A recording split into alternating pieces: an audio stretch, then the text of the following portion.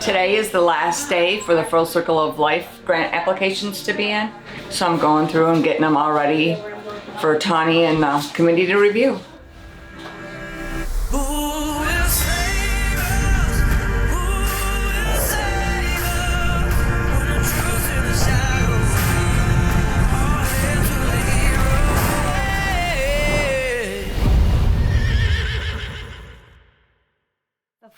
The Full Circle of Life grant is wrapping up. Today is the deadline for organizations to send it in. And I actually was working on a list of the different places we have organizations that have signed up. This is our current Full Circle of Life horse shelters across the United States for everyone we've mentored. And over here, these are all applicants across the United States. So it's gonna be an exciting year. So you got two more? I got two more, one from Oregon and one from Horses of Gilead in Indonesia. Wow, all right. So we didn't have one in Oregon, so that's good. The Montana, Idaho, Wyoming, North Dakota, Nebraska. We do have a South Dakota, yes. But there's definitely some gaps in the United States where like we really need organizations here. And how cool would it be if it got to where there were organizations networking where like, okay, so maybe if Kansas, Carrie could drive to Kansas and then, you know, another one in Missouri, like we could move horses around between organizations without doing like a 2-day drive. So Kansas yesterday. I know, I got it on the list. So I'm gonna share this to you and then you can keep adding to it as they come in.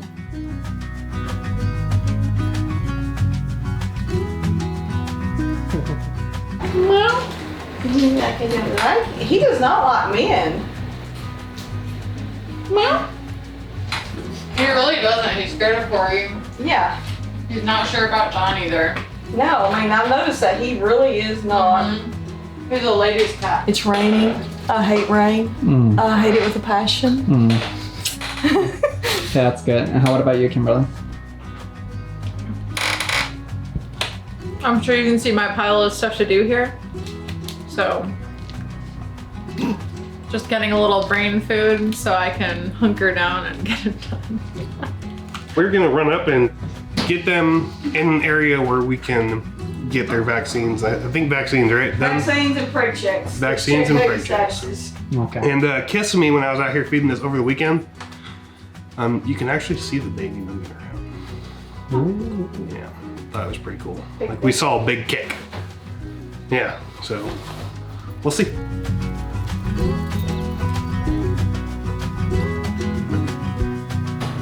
So this is the battery. Sometimes when it doesn't want to start, it's because this terminal has corrosion on it. This side-by-side is supposed to have a toolkit on it. It's supposed to have all the tools that you'll need to work on the side-by-side. But the screwdriver is missing. I love when stuff doesn't get put back where it's supposed to be. Nice. It is the highlight of my day, I'll tell you that much. So I was gonna grab my screwdriver out of here to get that side-by-side going. And I figured, you know what? Probably need to jump, so instead of taking the golf cart, maybe we should just take my truck. Seems like a good idea. I think so.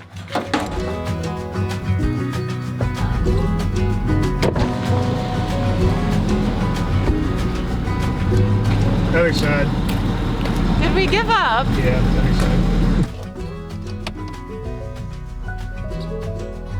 side. So if you notice I have this here, I am engaged. This is my fiance's, it's not mine.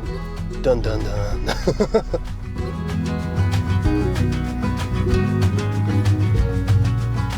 Rounding up the pregnant mares.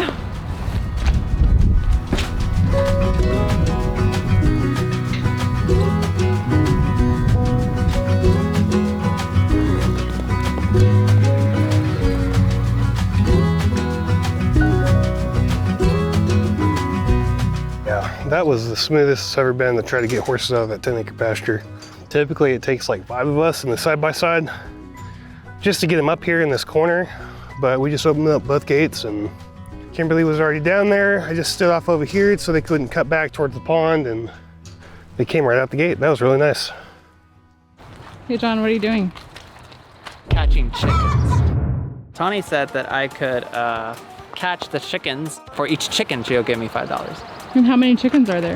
I think there are 4. I So only there's see 2. $20 on the line. Yeah, $20. But it's not about the dollar. She also said that I could get the chickens. And I catch them.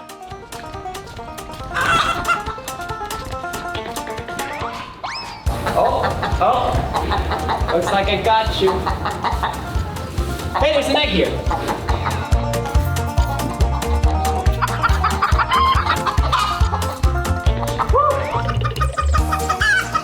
And let's see if I can distract her. Oh, where's she?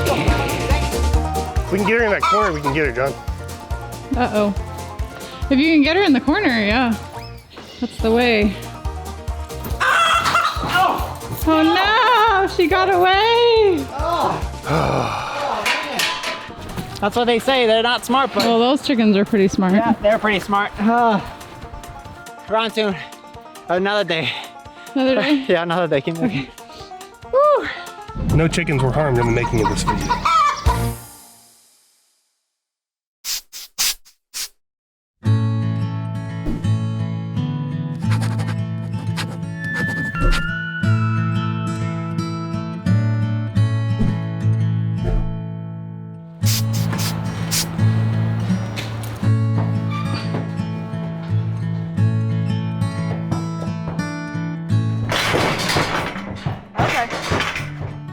Okay. You just hang out there for a minute. This is why you don't breed unhandled mares, right here.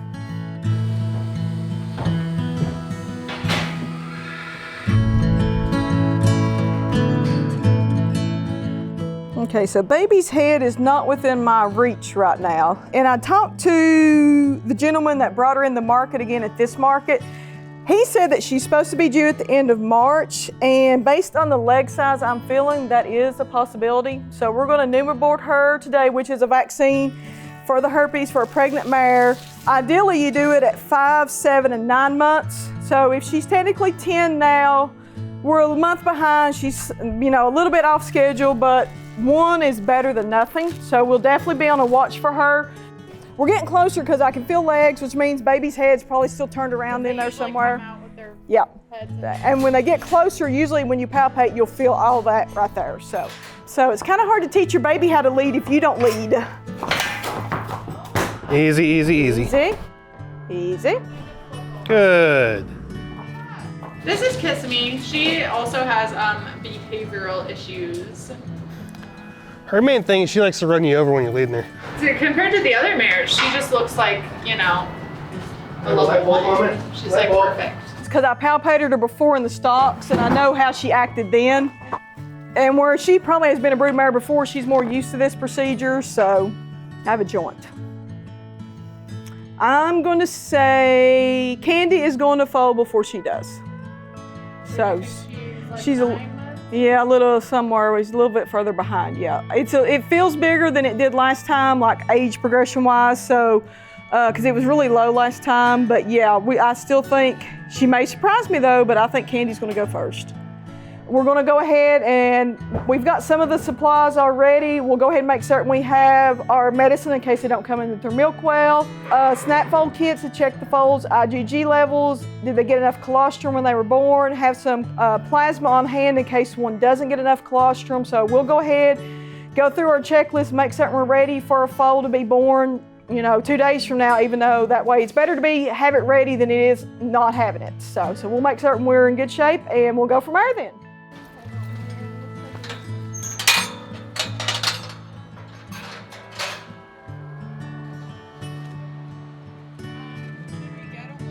He's old, bless his heart, he can't help that, but because of that, his dental issues, he does have COPD with his breathing, which we'd already made a note of that to kind of keep a watch on. So it actually is a little worse than it was when he came through the market. So, Whole body moves on him. yeah, Let's grab the scanner and check his temperature while we have him here. Oh, 104.4. Yeah, that's what I thought when I was feeling his tail. So he's definitely with his temperature, because I suspected that when I was feeling underneath his tail. That's why I said grab the scanner, check his temperature.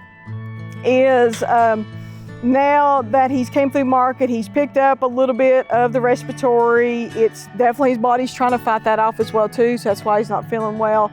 Unfortunately, at his age, it's going to be a struggle for him, but as I was saying before we got confirmation of his temperature, is even a horse like this without the fever by itself, a lot of owners have trouble making that call of when is it time to say, goodbye, when is the point of quality of life has decreased so badly. And it's a hard call, it's an individual horse, and for him, from what I've seen just to change in the past week, the last act of kindness is getting closer for him than it is instead of being further down the road.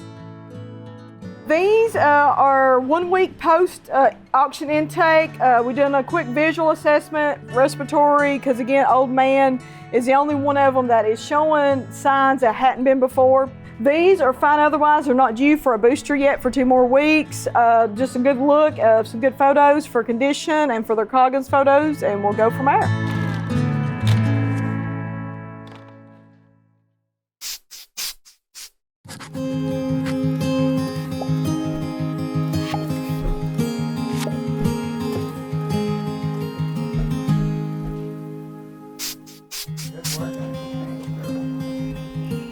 We had a horse named Ellie surrendered yesterday, and Dr. Nancy's really concerned about her. She has a lot of lameness issues going on and possible neurological issues. So I'm gonna go get her. Dr. Nancy's prepping for x-rays, and we'll see if we can get to the bottom of what's going on with Ellie. Come on, Ellie. How are you doing, Ellie?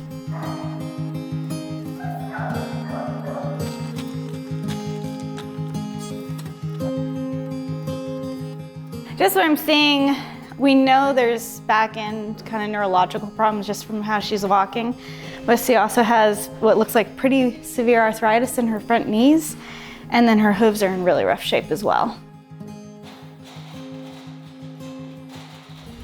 It is the right of every horse when they come into a building to poop. It's just what they do. When they come in, they're like, ooh, this is a very fancy bathroom. Check it out. And then they poop on the floor.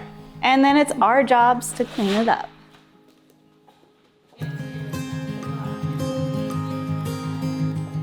Chatty's gonna have to get some sense. You need to talk to him about proper horse etiquette. He has no fear factor. No, he has no fear factor whatsoever. Do you wanna just tell people who Chatty is? Chatty was a owner surrender, and he is a very sweet kitty. Now, when you look at his face, his eyeballs aren't quite symmetrical, you notice that, and I joke that he's probably part Persian brachiocephalic facial on his skull. We've not x-rayed for curiosity yet. Chatty's only issue that we have found so far is he has a little bit of respiratory rattle. He's FIV, FLV negative. We have made him indoor-outdoor cat here. In the meantime, he's still available for adoption. Chatty is very spoiled. He likes to follow around everywhere I go. He loves to lay in the chairs and sleep while I'm doing paperwork. Very spoiled kitty. He has me trained very well. So he would make somebody an adorable indoor-outdoor cat. Again, he does have a little bit of respiratory gurgle. We have not found anything else wrong with him, and it's not anything that needs antibiotics to treat anything like that. So, but this is our sweet boy that has us all spoiled and at his beck and call. So you need to point something out if you and Chatty want to come this way. And there's something about what you said that I'm a little confused about because this is our permanent resident wall, and like Chatty's over here. Like I don't know. We would let him go to the right home. I mean, seriously, if somebody is really interested in adopting him.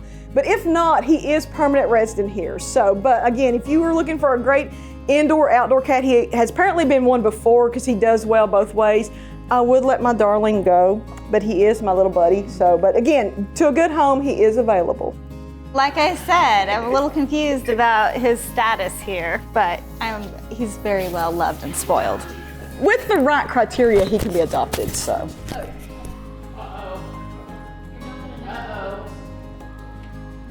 Chatty is very territorial as well, so I suspect he is neutered. He was neutered late in life because he's still got some of the extra skin on his cheeks. So he does know how to display his dominance, and occasionally he will kind of hiss at men, so he may not like men the best, but he's wonderful with women.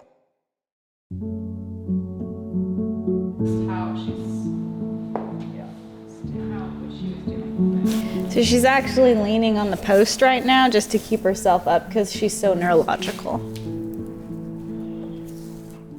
And we knew we wanted to take x-rays, but as we're doing all this, we can tell that there's some major problems besides her front knees. Ooh, we got a chip there. Floating bone chip. Ooh, that is, so we need to go up a little higher. Yeah, because I've got splint bone there. Wow. What? Yeah, busted up knees. She's got a little bit of bony changes on both knees, but this one we actually have a free floating bone chip in there as well. The amazing part is she actually, quote, walks sound on those front knees even with that in there. So again, these are an issue long term. Her most pressing is a neurological in her hind legs. We are an open admission shelter, meaning we will take any animal, and people do bring us animals that need euthanasia. And historically, we haven't been able to show all the decision making around those euthanasia decisions because the vet wasn't here full time and we were on a time crunch. Now we're able to show our viewers, you know, since we have a full-time vet, what's actually going on and what is making these last act of kindness decisions. But we're just thankful that we're here because this horse could have ended up at an auction. I don't know how many horses I see at auctions like this, but her owners were able to bring her here. She has a really hard time standing. And we can do the right thing for her. And it's hard, but that is what we do. We are an open admission shelter for animals, even if they come in and need euthanasia. We're here to help them.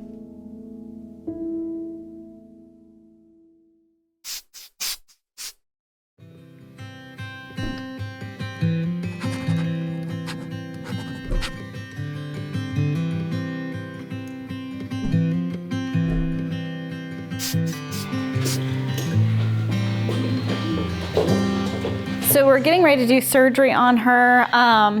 This, Dr. Nancy says, is going to be a very bloody surgery.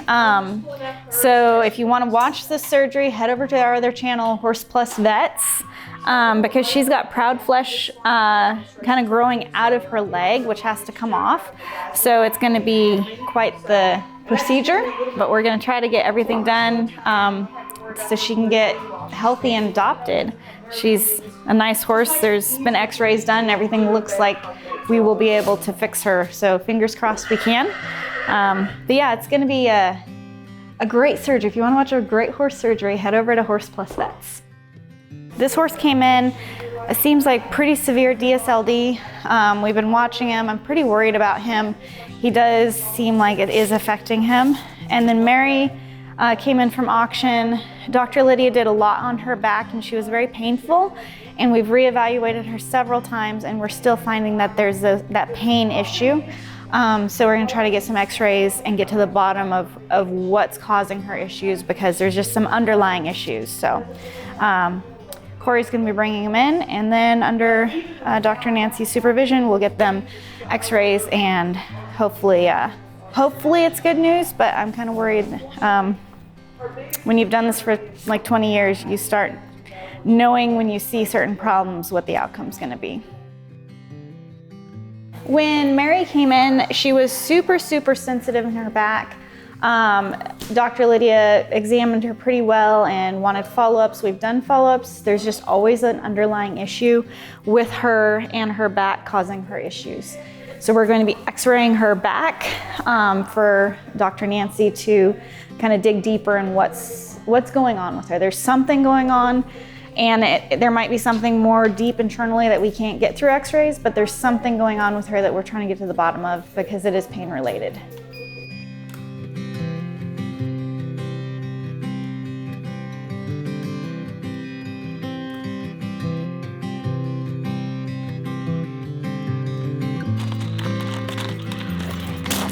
This is Mitt, and we're doing x-rays on his rear fetlocks today.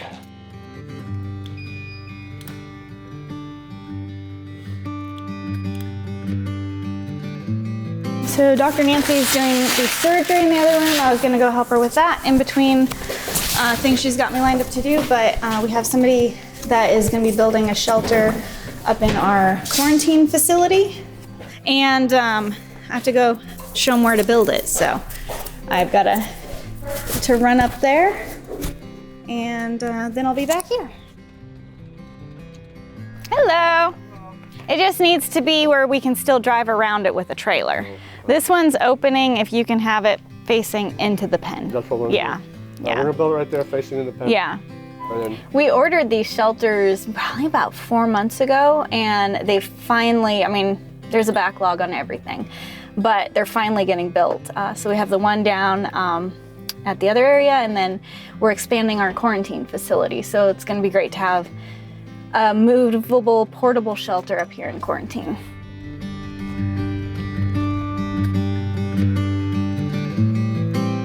So we just got done checking on the shelter, and it's gonna get built up there. So right now, the horse is doing great through its surgery. It's had the mass taken off, the proud flesh tissue.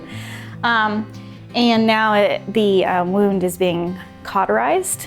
And this is officially my cautery scalpel. It's going great. The horse is gonna be so much happier. And at the last auction, you know, there was 2 horses. There was the one that had the hill bulb, and then this one with the proud flesh that we hope we got to in time. Most of the time we get to these horses at auctions when people have thrown them away and there's nothing, people have already tried options, and a lot of times people try to fix things themselves. And so we're really hoping with the horses that came in from the last auction rescue, the 2 special cases, that we got to them in time. So time will tell. And this one is pretty extreme. You can tell where he has the dropping down with the DSLD. Definitely not good long-term quality of life. Arthritis, painful as it stretches that tendon as it goes over the joint there. Because all the horse's weight is not on the joint. It should ideally follow the bones down the weight, and this one is not in alignment, so it's literally trying to come down almost at a 90-degree angle, and that's not good. Painful. Yes, not good at all. So yeah. And he's an 18-year-old warm blood, so he's got a lot of weight going on him. Down here is out of alignment. Ideally, you want them all in alignment, and because the pressure up above, we're out of alignment down in the hoof. Unfortunately for him, long-term quality life is painful just because of the strain the DSLD is putting on that tendon and his joint and his distribution of weight on that. Beautiful looking horse, but unfortunately, we can't just go by looks of the horse itself. We have to look at the function, because horses can be very stoic and hide their pain that way. So sometimes it's easy to dismiss things, but unfortunately, we've got enough underlying evidence that He's in pain. he's hurting, even though he's hiding a lot of it that way. His quality of life is suffering. So unfortunately, the last act of kindness is going to be the best thing for him to relieve that, because we can't fix DSLD. It's not a fixable disease that way. They break down the older they get, and unfortunately his will just progress and get worse. I'm sure you've seen them too, but I've seen them where they're dropped all the way down. Almost to the touching the and ground, they're yeah. bleeding down there because all their weight is just on the end of that bone, and it's terrible. Yeah, so we it's don't not want good. it. We don't want to sit around and let the horse suffer to the point that it's in that amount of horrific suffering. So this is Mary. Mary came in on the December auction. When she came in, it was noted she appeared to be painful around her SI junction, as well her sacroiliac along her back. At that time, Dr. Lydia made a note of, let's give her some time to settle down from auction, let's reevaluate her. She is definitely off in both hind legs, and unfortunately even on x-ray as well, because they done a complete series, and even down lower, she is suffering from DSLD as well too. So misalignment. So unfortunately, she has issues from spinal column all the way down her leg. She's 20 years old. Nothing that we can fix to make her more comfortable. And again, especially with the DSLD popping up now, And I suspect that's becoming more apparent as the pain is getting worse along her spine. She can't compensate as much now, so. One thing to think about too that is important is when a horse is lame, it doesn't mean like, oh, it's a little off. It's lame because it's in pain. And it's Dr. Nancy's job to get to the bottom of what that pain issue is. And is this something that's going to chronically get worse? Is this something that, you know, she's hurting? So we know when a horse is lame that there is painness connected to that, and that's why we're seeing lameness.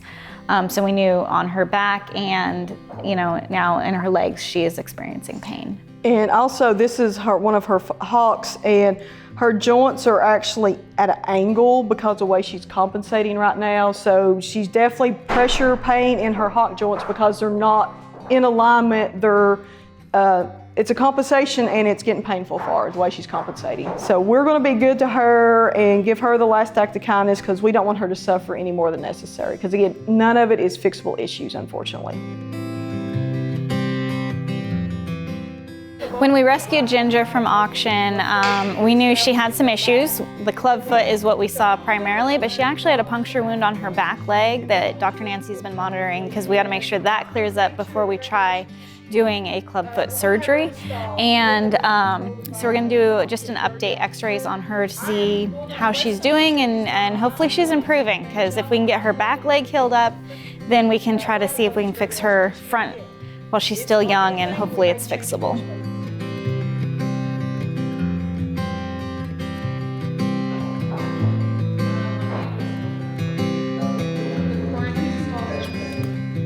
Yeah, there's her little defect. You can see it better there, but we do not have a sequestrum draining tract, so we're good.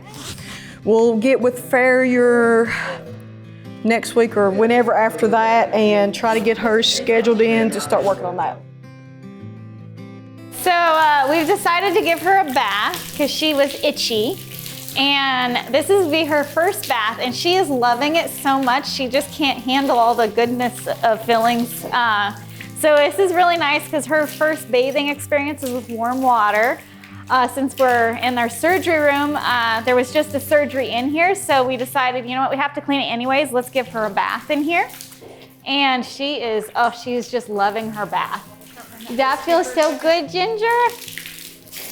Yeah, you like that? You like that, huh?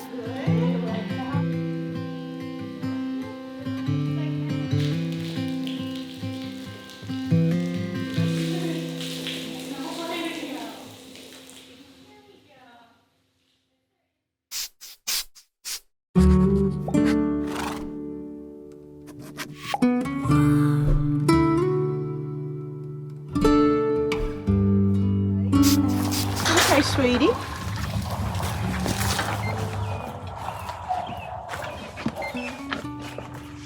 Her fever is back. So, fever is 105.2, higher than it was yesterday.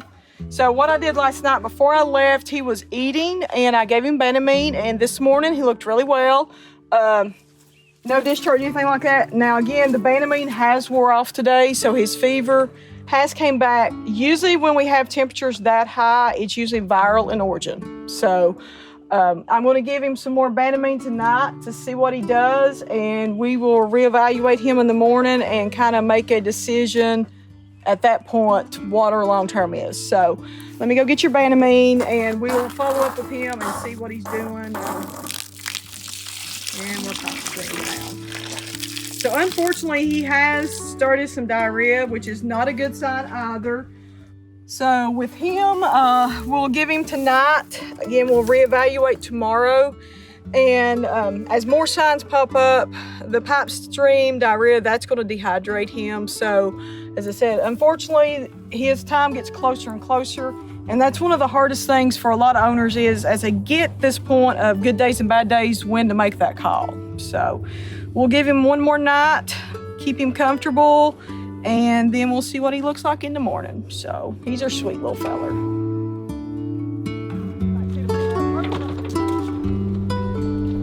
All the kitties are out this morning.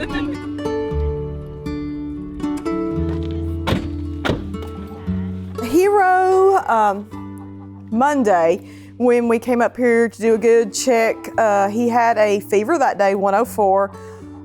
He's old. We talked about at that time we may be getting the near end of his days. I did treat him to see if we could make any progress with it. Tuesday morning, he looked a little better, had me a little more optimistic. Last night when I came up and treated him, his fever was back to 105, not good. Definitely dull, depressed. Checked on him first thing this morning on morning rounds, and his fever is back at 104. So because of all those issues, he has multiple other health issues that we're aware of with that. And we knew with him being older that, he was kind of one of those, of course, we always want him to pull through. We're rooting for him. We've gave him a chance, and at this point, with not making good progress with his fever, it's not fair to him to keep him going. As I've equated to like the 90-year-old granny that you put on full resuscitation if she codes. Her ribs get cracked in the process, and then she's suffering for months afterwards. Even if I can get him pulled through this, there's so many other issues. It's not fair to him to keep him trying to pull through and suffer on. His comfort level on the Colorado score is dropped from what it had been. It's down to a 3 now. So he's definitely telling us he's not comfortable, and it's not fair to him to keep him pulling through if we know long term we have so many other issues that we're still going to lose him in the end. It's always hard when we rescue older horses because I always feel like their owners should have made the call that they couldn't have this horse that had these medical problems or, was getting older. So many times we see this, and then, online Horse Plus gets bashed of, they're putting down horses and stuff. We're the ones stepping into the shoes whose owners should have done it a long time ago. And all I can plead with you is if you have an old horse, keep that old horse. And if for some reason you can't keep that horse, give it the last act of kindness where it knows it's loved and it's comfortable in its surroundings. Time and time again, we get these old horses that their owners just walked away from being there as a responsible horse owner in the end. And then we have to see them suffer and then try to help them and say goodbye to them. It's horrible. So if you have an older horse, you are the best person for that horse. Don't think that you can get somebody else to give that horse a better home than you, because if you've had that horse all these years, you are the best horse owner for that horse. He didn't continue down the slaughter pipeline, and we're here for him, but it's not easy. But be a responsible horse owner. That's just my message I want to get out there is be responsible. Listen to your vets, explain the situation with your vet, and follow your veterinarian's recommendation, because there needs to be more responsible horse owners in this world.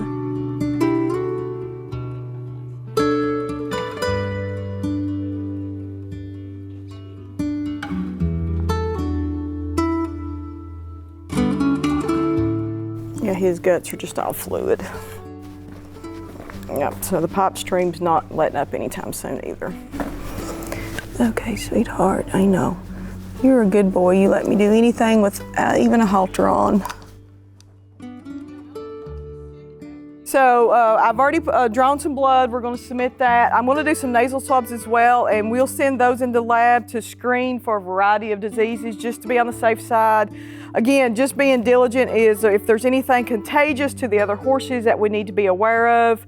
Again, that way, because anytime these poor market horses have been around the block, so they could have been exposed to numerous things. A lot of them are routine and common, but we just want to be on the safe side and do our due diligence and try to keep all the horses as safe as we can and be fully aware of what all is going on with the horses on that.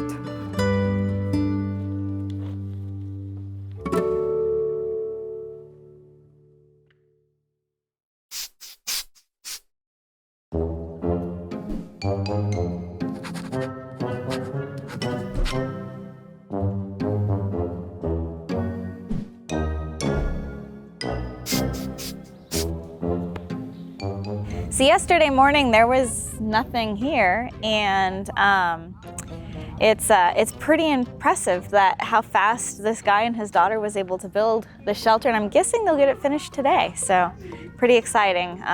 Get it done so quickly. You order it like 4 months ago and it takes forever, and then when it, poof, it's here. So I just had to get them here. So it'd be nice to have it done.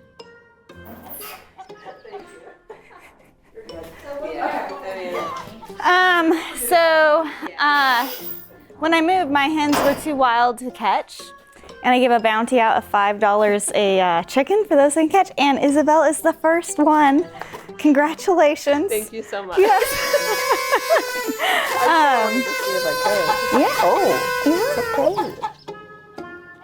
Be careful. Don't let her go.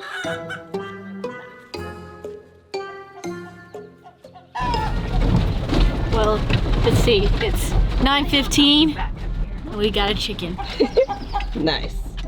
I do think we need to take the chicken into John while he's working on the computer and see what he does. We got volunteers here.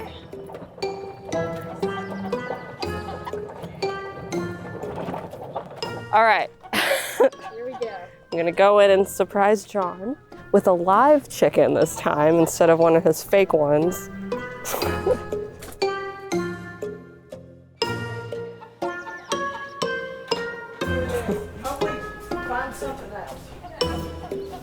Hey, John.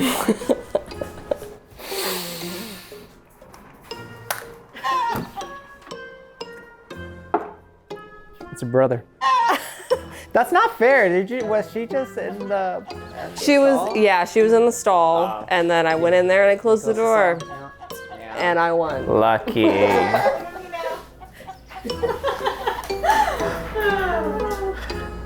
Yep, that's true. They're the perfect stabilizer. This is little chick. See? Chicotillo. This is Chicahuela. This is your grandmother. And this is Chunko. This is the big one. See? This is great. She's behaving so well. Well, she's a little scared. Poor thing. She's probably never been held like this before. Wait, what? Yeah, it's been a long time. How do you feel, John? I feel great. This is great. My motivation and my determination to finish this episode has increased tenfold.